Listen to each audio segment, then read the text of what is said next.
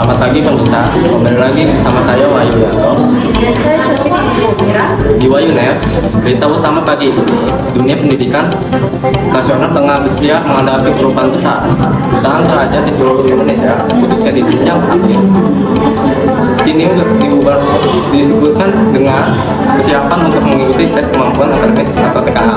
TKA bukan sekedar ujian, namun merupakan alat ukur baru yang bersifat opsional. Namun dapat dikomunikasikan untuk validasi nilai rapor siswa dan menjadi pertimbangan penting dalam seleksi masuknya perguruan tinggi melalui jalur prestasi. Lalu, bagaimana saluran persiapan di sekolah-sekolah dan sejauh mana dampak TKA terhadap para peserta persaingan perguruan tinggi tahun mendatang? Untuk mengetahui lebih dalam, kita langsung saja bergabung dengan reporter kami, Devi dan Ani, yang saat ini berada di SMA N15 Jakarta. Pak, Bagas, sedang apa Pak? Lagi santai. Oke. Izin ini Pak, sama teman saya buat mencari seputar TK gitu Pak. Oh gitu. Iya, boleh Pak? Dulu kan di sini. Oke. Jadi gini Pak, apa saja materi pelajaran dan jenis soal yang paling ditekankan dalam teks kemampuan akademik TKA Pak? Pelajarannya itu tergantung dari minat Revi sendiri. Misalkan Revi mau ngambil apa, teknik contohnya ya. Kalau teknik itu berarti matematika, sama fisika, terus ada juga pakai biologi. Terus kalau misalkan kayak kedokteran, itu dipakai ketika itu biologi sama kimia. Nah, soalnya itu seperti apa?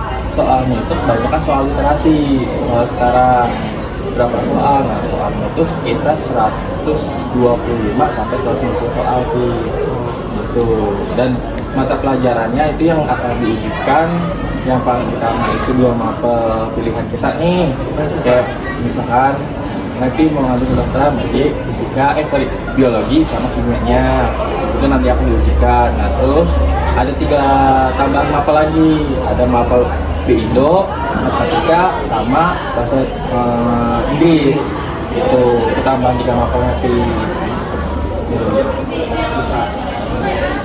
Lagi mau tanyain. Yaitu maka perlu membuat jadwal belajar dan memprioritaskan topik tertentu dalam mempersiapkan diri menghadapi TKA. Ini kenapa kita harus buat jadwal? Karena kalau kita tidak buat jadwal, berarti kan kita nggak memanage kita kan. Nah, fungsinya itu buat apa? Supaya kita bisa teratur nih jam berapa aja kita belajar, terus hari ini atau jam ini kita belajar apa nih yang perlu kita perdalam lagi materinya.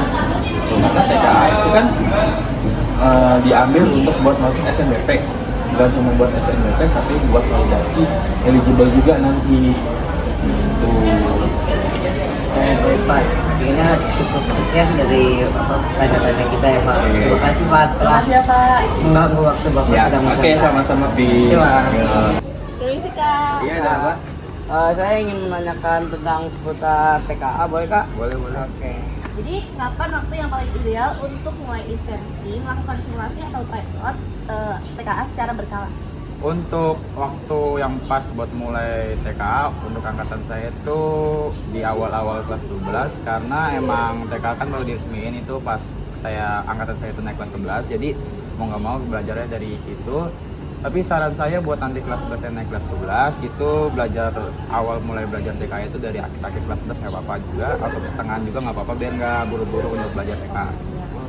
Jadi ada pertanyaan selanjutnya. Ya, pertanyaan selanjutnya itu di mana kamu dapat menemukan sumber atau materi latihan soal TKA resmi dan percaya Mas?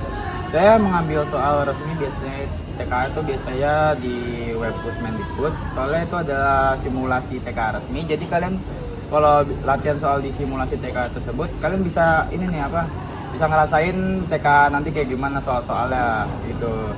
Tapi untuk kalian latihan soal sering atau berkala terus, kalian juga bisa sih latihan soal yang nggak resmi-resmi, yang penting sesuai dengan materi-materinya. Bisa kalian cari di YouTube, atau enggak nanti kalian paling tes 12 nanti dapat buku TKA dari Perpus dipinjemin. Itu kalian bisa latihan soal aja untuk setiap berkala biar kalian ngerti. Oke, baik Mas, terima kasih. Iya. Oke, jadi ke pertanyaan selanjutnya, aku mau nanya nih Kak, siapa yang paling tepat untuk menjadikan teman belajar atau mentor yang dapat membantu menjelaskan konsep yang sulit dalam persiapan TKA? Oke, kalau buat aku sendiri sih, buat pelaksanaan TKA ini, misal aku nggak ngerti nih, ada soal yang sulit tapi aku nggak bisa ngerjain, aku bisa diskusi nih sama teman-teman aku, kira-kira gimana sih cara problem solvingnya, gimana cara penyelesaiannya, atau enggak aku nanya guru langsung gitu. Karena aku juga les, jadi aku bisa nanya ke konsultasi ke guru aku gitu. Bisa ya? Bisa.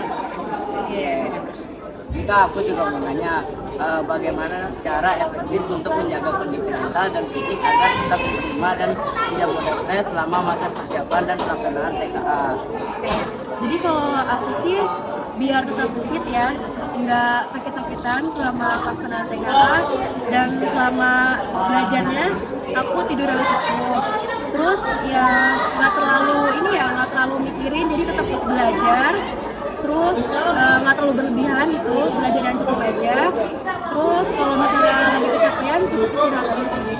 Ya. Jadi kayak nggak terlalu melulu ya, kalau belajar nanti stres juga. Jadi jadi secukupnya aja ya, nggak terlalu banyak juga. Yang penting efektif lah. Oh iya, bagus. Oke. Terima kasih ya. Sama-sama.